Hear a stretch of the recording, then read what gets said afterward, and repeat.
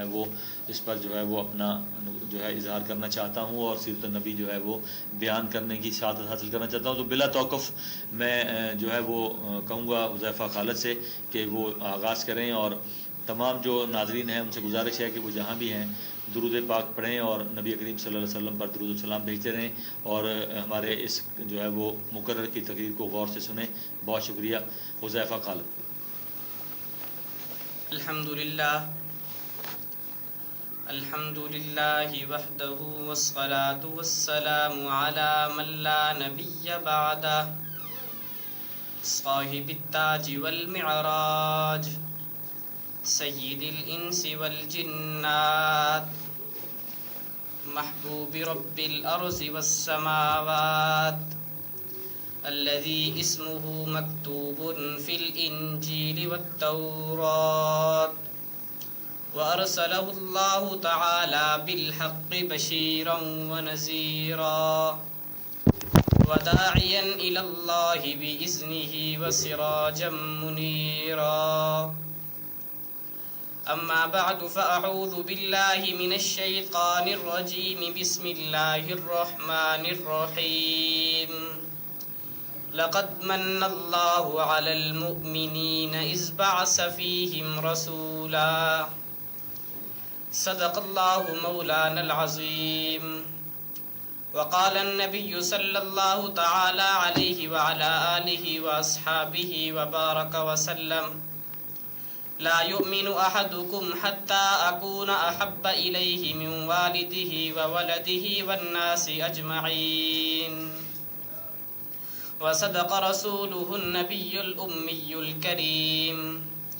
ونحن على ذلك لمن الشاهدين والشاكرين والحمد لله رب العالمين.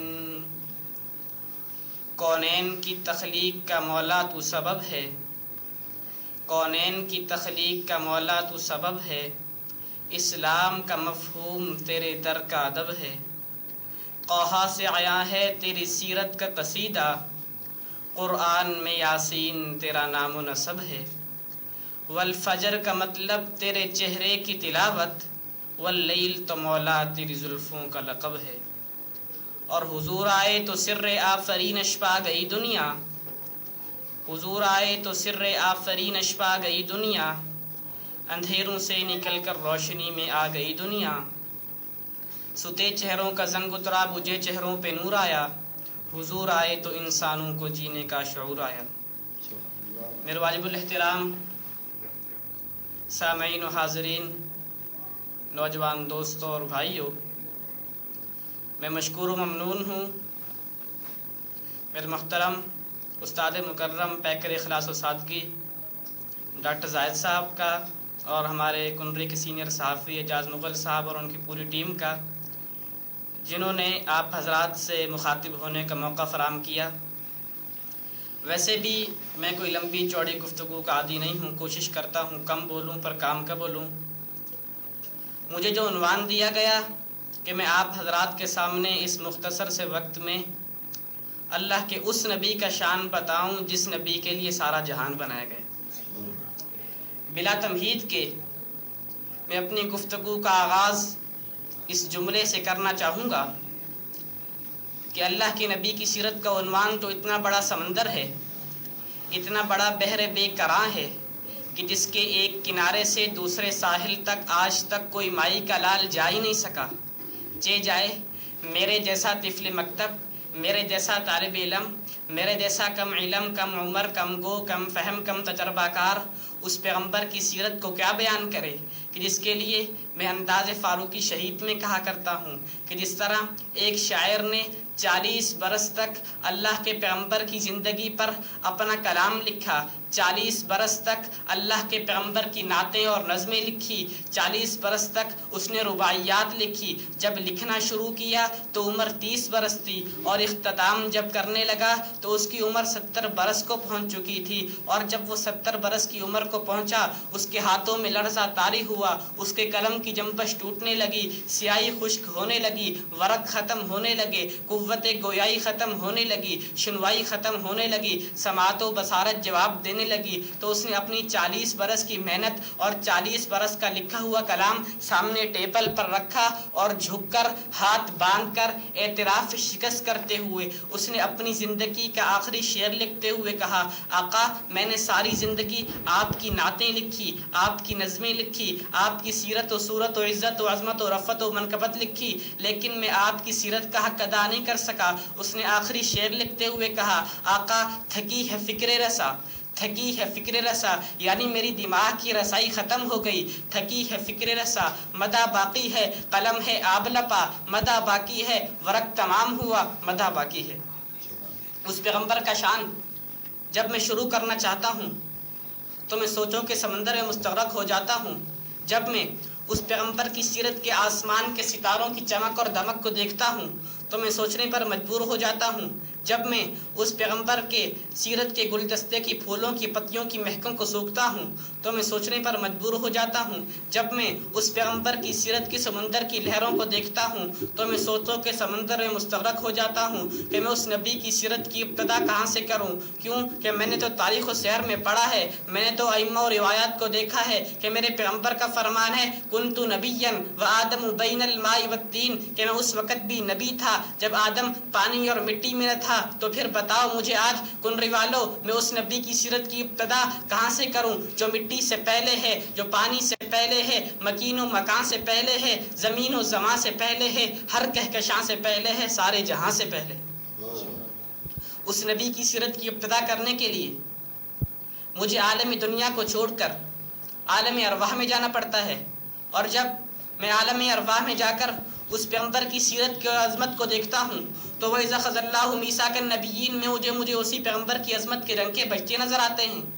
میں اس سے بھی ایک قدم اور آگے چلوں اور اگر عالم دنیا میں آؤں تو عالم دنیا کے ہر در و دیوار پر, ہر صحرا بازار پر, ہر قلم کی نوک پر, ہر کتاب کے ورق پر, ہر زبان کی چوٹ پر, ہر پتھر کی چٹان پر, ہر پرندے کی اڑان پر, ہر مچھلی کی زبان پر مجھے اسی پیغمبر کے درود و سلام کے ترانے نظر آتے ہیں. میں اس سے بھی ایک قدم اور آگے چلوں اور اگر دنیا میں آ کر تورات کھولوں اسی پیغمبر کا نام نظر آتا ہے. میں انجیل کے اوراق کھولوں اسی پیغمبر کا شان نظر آتا ہے. میں زبور کے صفحات کھولوں اسی پیغمبر کا احترام نظر آتا ہے. میں قرآن کی آیات کھولوں اسی پیغمبر کا اخلاق نظر آتا ہے. میں اس سے بھی ایک قدم اور آگے چلوں اور اگر میں دنیا میں آ کر بیت اللہ میں جاؤں تو اس کی عظمت کے ڈنکے بجتے نظر آتے ہیں. میں بیت المقدس میں جاؤں اس کی عظمت کے ڈنکے بجتے نظر آتے ہیں. میں اس سے بھی ایک اور قدم آگے چلوں, میں مسجد نبوی میں جاؤں تو اس کے روزے پہ رحمت کی بارش برستی نظر آتی ہے. میں اس سے بھی ایک قدم اور آگے چلوں اور اگر میں دنیا میں آ کر کلمہ پڑھوں تو کلمے میں نام اسی کا نظر آتا ہے. اگر کلمے کے بعد میں اذان کہوں تو اذان میں بھی نام اسی کا نظر آتا ہے. اذان کے بعد اگر میں تکبیر کہوں تو تکبیر میں بھی نام اسی کا نظر آتا ہے. میں اس سے بھی ایک قدم اور آگے چلوں اور اگر تکبیر کے بعد نماز پڑھوں تو نماز کے تشہد میں بھی سلام اسی کا نظر آتا ہے. میں اس سے بھی ایک قدم اور آگے چلوں, نماز کے بعد اگر میں دعا مانگوں تو دعاؤں میں وسیلہ اسی کا نظر آتا ہے. میں اس سے بھی ایک قدم اور آگے چلوں اور اگر دعا کے بعد میں کوئی عبادت کروں تو ذکر اس کا ہے, میں کوئی ریاضت کروں تو ذکر اس کا ہے, میں کوئی اطاعت کروں تو ذکر اس کا ہے, میں قرآن کی تلاوت کروں تو ذکر اس کا ہے. میں اس سے بھی ایک قدم اور آگے چلوں اور اگر میں ساری دنیا کو چھوڑ کر اگر مر جاؤں تو میرے مرنے کے بعد میرے نماز جنازہ میں اسی پیغمبر کا درود پاک نظر آتا ہے. میں اس سے بھی ایک قدم اور آگے چلوں اور اگر جنازے کے بعد میں اگر قبر میں اتر جاؤں تو قبر کے سوال و جواب میں مجھے اسی پیغمبر کا نام نظر آتا ہے. میں اس سے بھی ایک قدم اور آگے چلوں اور اگر قبر سے اٹھ کر عالم محشر میں جاؤں تو عالم محشر میں اسی پیغمبر کی حمد کا پرچم لہراتا نظر آتا ہے. میں اس سے بھی ایک اور قدم آگے چلوں اور حوض کوثر پہ جاؤں تو اسی پیغمبر کی شفاعت کا جام مجھے وہاں بھی چھلکتا نظر آتا ہے. میں اس سے بھی ایک قدم اور آگے چلوں, میں در بلصراط پہ چڑھوں تو اس پیغمبر کی شفاعت مجھے وہاں بھی برستی نظر آتی ہے. میں اس سے بھی ایک اور قدم آگے چلوں اور اگر در جنت پہ دیکھوں تو جنت کے ماتھے پر مجھے اسی پیغمبر کا نام چمکتا نظر آتا ہے.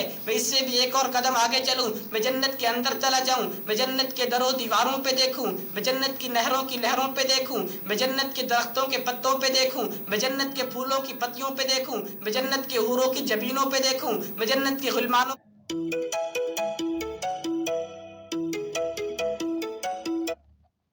میں لوح قلم کی پیشانی پہ دیکھوں، میں سدرۃ المنتہا کی انتہا پہ دیکھوں، کنری والو تحت الثری سے لے کر عرش معلی تک میں جہاں جہاں بھی نظر دوڑاتا ہوں مجھے ایک طرف ذکر خدا نظر آتا ہے تو ایک طرف ذکر مصطفیٰ نظر آتا ہے۔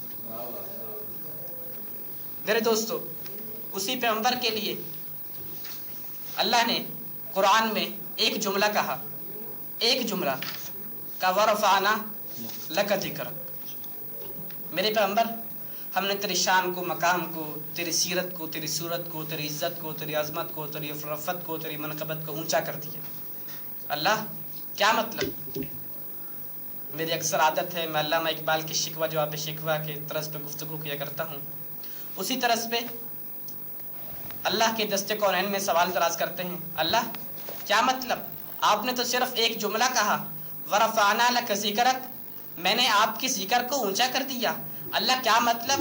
نبی تو سارے اونچے، جتنے نبی آئے سارے اونچے، سارے عرفہ اعلیٰ برتر و بالا، طیب و طاہر اطہر و مطہر مکمل کامل اشرف، پھر اس نبی کو اونچا کہنے کا کیا مطلب؟ اللہ نبی تو وہ بھی اونچا تھا جس کو مسجود ملائک بنا کر مکین جنت بنا دیا تھا۔ اللہ نبی تو وہ بھی اونچا تھا جس نے 950 سال تک تیرے اپنے وجود پہ پتھر برداشت کر کے تیری توحید کی تسبیح پڑھی تھی۔ اللہ پیغمبر تو وہ بھی اونچا تھا جس کو نارے نمرود میں جنت کے باغیچے لگا دیے تھے۔ اللہ پیغمبر تو وہ بھی اونچا تھا جس کو 40 سال کا گریہ دے دیا تھا۔ اللہ پیغمبر تو وہ بھی اونچا تھا جس کو مچھلی کے پیٹ میں زندہ و سلامت رکھا۔ اللہ پیغمبر تو وہ بھی اونچا تھا جس کی ایڑیوں سے آب زمزم کے چشمے بہا دیے تھے۔ اللہ پیغمبر تو وہ بھی اونچا تھا جس کو مصر کے تاج و تخت کا وارث بنا دیا تھا۔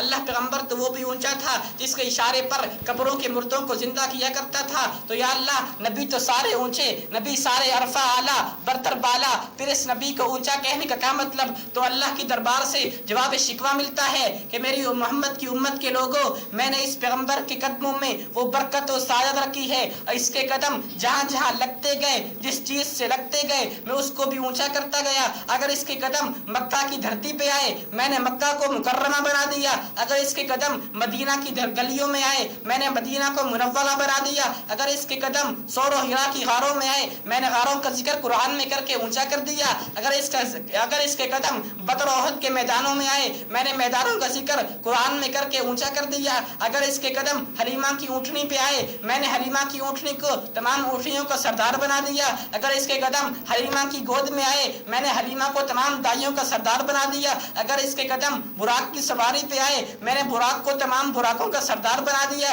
اگر اس کے قدم صدیق اکبر کے کندھوں پر آئے میں نے صدیق اکبر کو تمام صحابہ کا سردار بنا دیا، اور اگر اس کے قدم ام المؤمنین صدیقہ کائنات سیدہ طیبہ طاہرہ عائشہ عفیفہ صدیقہ ام المؤمنین سیدہ عائشہ صدیقہ کے حجرے پہ آئے تو میں نے اس حجرے کو بھی جنت کے ٹکڑوں کا سردار بنا دیا۔ وقت مختصر ہے، آخر میں وہی کہتا ہوں کہ وسعت دل ہے بہت، وسعت سہارا کم ہے، وسعت دل ہے بہت، وسعت سہارا کم ہے، اس لیے مجھ کو جینے کی تڑپنے کی تمنا کم ہے، اب جس کے جی میں آئے وہ لے اس سے روشنی، اب جس کے جی میں آئے وہ لے اس سے روشنی، ہم نے تو دل جلا کر سریام رکھ دیا ہے۔ وآخر دعوانا ان الحمدللہ رب العالمین۔ سبحان اللہ جی۔